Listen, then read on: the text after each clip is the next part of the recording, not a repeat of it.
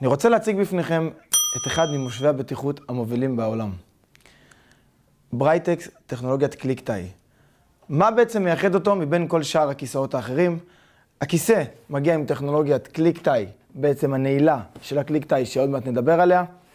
הכיסא מצויד בשלדת ברזל, ככה שמונעת התרסקות של הכיסא במצב של פגיעה. מגיע עם טכנולוגיה של סייף קול, בעצם במנות של פגיעה, מונעת את הזריקה של ילד כלפי קדימה, ומעבירה את כל האנרגיה כלפי מטה. המושב בטיחות מצויד גם בסייד פרוטקשן, שבעצם מונע את הטלטלה של הראש במצב של פגיעות צד. הכיסא מגיע גם עם טכנולוגיה של סייף קול, בעצם ברצועות עצמם, מפזרות את האנרגיה במצב של פגיעה, גם בטכנולוגיה של קליק אנד סייף, שבעצם נותנת לנו את המידה הנכונה על גופו של הילד. מושב הבטיחות מתאים מגיל לידה עד 18 קילו נגד הכיוון, מ-9 קילו ושנה עם הכיוון עד 29.4. הכיסא מצויד ב7 מצבי שכיבה, 14 כיוונוני של הגובה.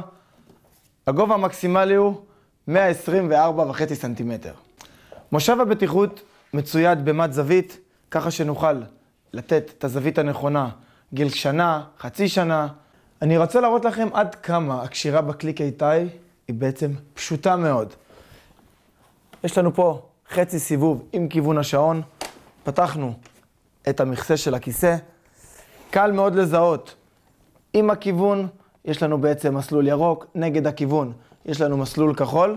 אם נקשור את הילד עם כיוון הנסיעה, אנחנו נעביר את הרצועה בעצם על המסלול הכחול. נקליק את הרצועות. נסגור את המכסה, והכיסא מחובר לאוטו בצורה הכי תקינה שאפשר.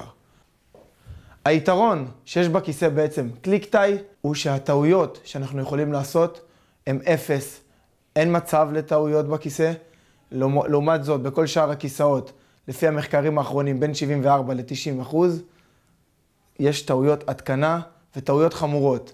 אם נרצה לקשור את הכיסא נגד הכיוון, נעביר אותו על המסלול הכחול, נקליק את הרצועות, ניתן מתיחה של הכיסא, והכיסא מותקן.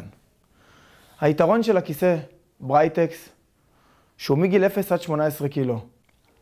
הכיסא מצויד במערכת עגינה של איזופיקס לץ'. הכיסא מצויד גם בתדר. היום במדינת ישראל החוק הוא שהילד צריך להיות במשקל של 9 קילו וגיל שנה, אנחנו יכולים לסובב אותו. עדיין מבחינת המלצות, עד גיל 2 נגד הכיוון, זה מוסיף, זה משמעותי. עדיף לשים ילד עד גיל 2 נגד הכיוון.